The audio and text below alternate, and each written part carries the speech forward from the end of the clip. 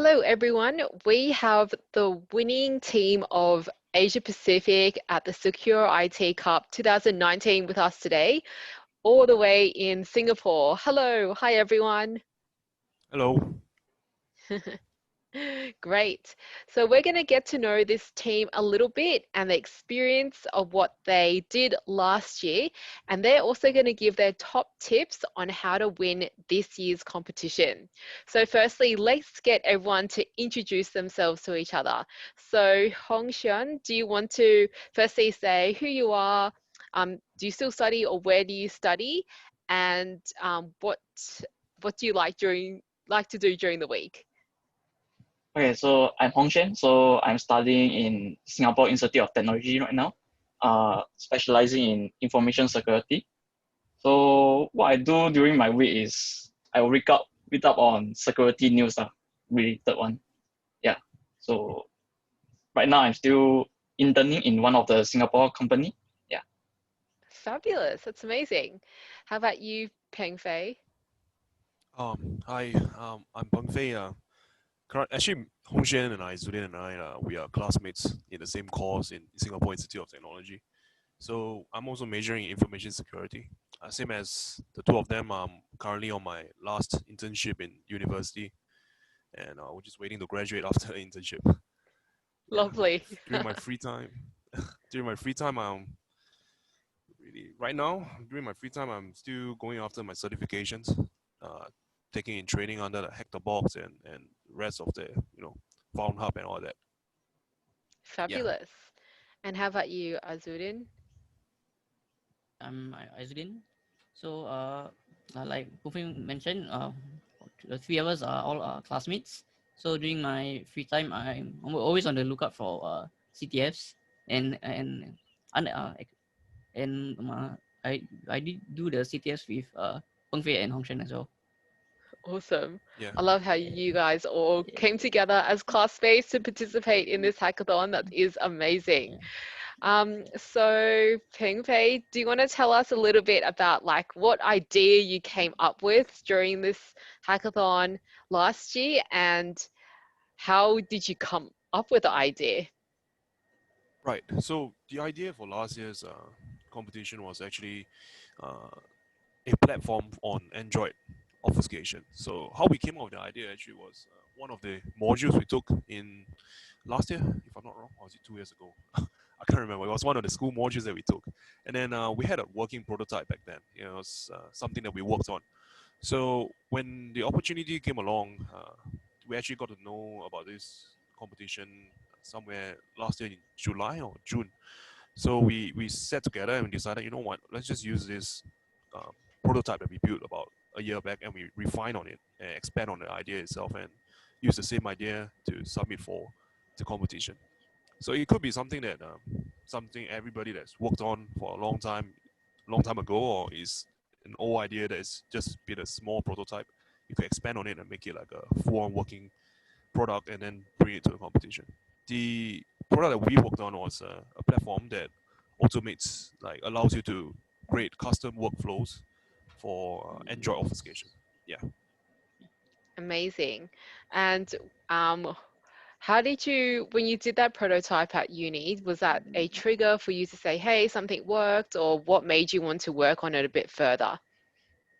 Actually, it was the research that was done during the project itself. Because when we look into it, um, a lot of people are using like tools that have like very fixed steps in how you do obfuscation for Android. And obfuscation is not really used for the right reason. And that's when we realized that, you know, when people mention obfuscation, they will start to think of, hey, this like some hacker is trying to hide his code within this application, and we have to conduct like a static analysis to find out what is this guy trying to do. But actually, obfuscation can be used for the right purposes. Like when a developer wants to, create his application and he wants to not let his source code be released straight away after it being compiled, he could obfuscate his code. Yeah, so we latched onto that is that we use this technique to make it such a way that it's for defense as opposed to for malicious purposes itself. Yeah, that's when we realized that actually not a lot of people are doing it, and to come up with the platform that does full automation and custom workflows is something that's not in the market. at that moment. So we decided, we're going to flow with this. And it's quite a big idea. So it took us a couple of months to finish it. But in the end, yeah, it worked out. Okay, so like I didn't really know about that before. If there was someone who wasn't in cybersecurity, how would you ask, like, how would someone educate themselves to learn about all these things? Right. So the first thing usually people tends to do to understand more about the problems that present themselves in cybersecurity is to look into your everyday lives. Let's say, for example, you're using your phone and you try to figure out, oh, you know what, my data could be leaked from this particular point, and how do people exploit this particular point? Or if, for example, like you're filling up a form in university and you realize the system doesn't do like checks, so you could spam the form or you can sign your friends up for the form and all that stuff. So that's like a small little loophole or exploit that you're looking for. So you try to look for that in a system that you're using every day. Even like lighting system, air conditioner system, especially right now, everything is so smart. So you can control people's air condition. If you're able to find like a loophole with this kind of system and you try to come up with a solution for it, then yeah, you've got yourself a cybersecurity solution. That's a really excellent piece of advice, to observe things around you. So, Hongxian, do you want to tell us a little bit about the benefits of participating in Secure IT Cup? So you participated last year. What kind of things and learnings did you get out of the experience locally and also on a global scale? So I think one of the benefit of joining this kind of competition is that you're able to see the ideas that other people have. So basically like last year for the Secur'IT Cup in Singapore, so there was this idea that was about identifying your typing habits, then you will identify whether are you the person that are using the computer itself. So there's a lot of different ideas that came about from different people. So you can really learn from how they generate their own idea, then maybe you can come up with something even better. Yeah. And how about the whole process in itself in terms of the hackathon environment, like networking, coming up with ideas? Did you learn from mentors? Did you participate in the workshops? What did that look like? Yeah, the mentor did give some very good advice in like how we should further improve on our Android obfuscation methods. So yeah, it's quite a good way of, I would say it's very good to join competition because you never know what is wrong with your own prototype. Then the mentors over there can give you some advice on how to further improve it. Yeah. Did you have mentors from Kaspersky or from other partners? There's people from Kaspersky, then from local polytechnics, university as well. Yeah. Great. And so what was the competition like globally? Did you meet people from around the world?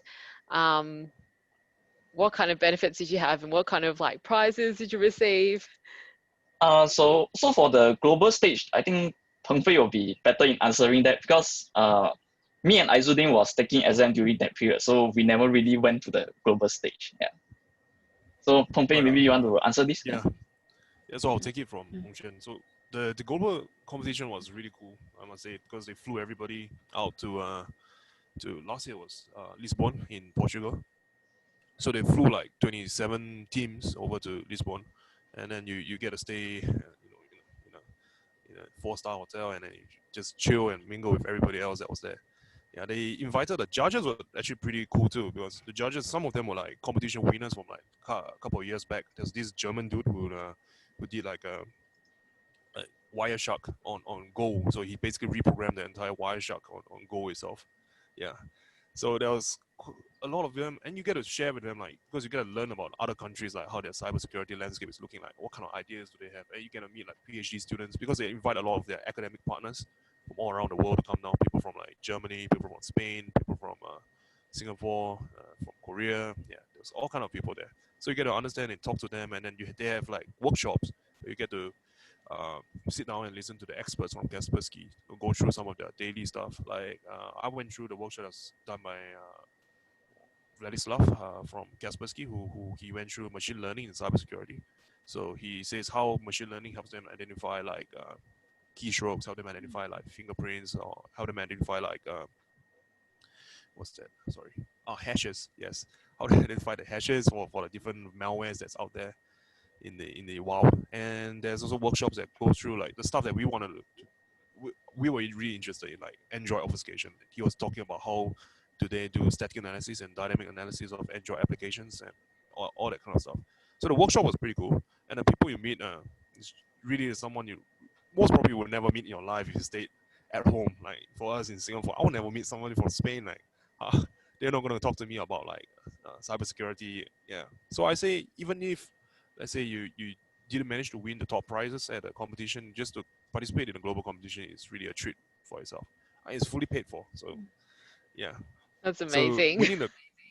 winning the local one, or actually, I'm not sure if they changed the rules for this year, but for last year was if you win the local competition, the APAC region or regional competition itself is you're gonna get a ticket to the finals straight. But even if you didn't win the competition itself, you place like quite a high placing in the competition itself because submit your idea again through that global round. So like one of our competitors, I'll say, in the local round, the second place, actually they submitted their idea again through the global competition and they got selected to go for the finals as well. Yeah. So for us at a global competition, we got second. So for the second place was to a free trip to their SAS, their analyst summit, the Kaspersky's analyst summit. So, but this year, of course, it's placed on hold for all of us because COVID. So yeah, most probably we'll be going over next year. That's fabulous. That's a lot of prizes there, and you got to meet all these people from around the world. I'm Yeah. intrigued to know what the cybersecurity landscape is around the world, like you said, in Spain and in all those other countries. Yeah, so the landscape is really different. Like for Spain, they face with a different kind of problem because their regulation, a lot of it is based on regulatory problems. Like so, you listen to the people who's bringing it up, and you talk to them about it, and then you realize that maybe like this kind of policy is already available in Singapore, but it's not available in Spain. And then you could talk to them about it and say how it's done here, and then they could share on stuff that they are doing over there because they're quite strong in rate teaming. So some of the people that I talked to who were there, they will talk about their work. I talked to PhD students who were talking about their research, what kind of stuff they're doing about blockchain security. And we had a really long argument, not really argument, I'll say, a discussion with the different PhD students regarding blockchain because everybody was talking about how it's decentralized, but it's impossible to introduce regulations to it because it's decentralized. So there's two sides of the coin. Which side do we want? Do we want regulation or do we want it to be decentralized? Yeah. So just this kind of topics that you won't really get to talk about, even with your peers back in school, is just amazing, an amazing experience, I would say.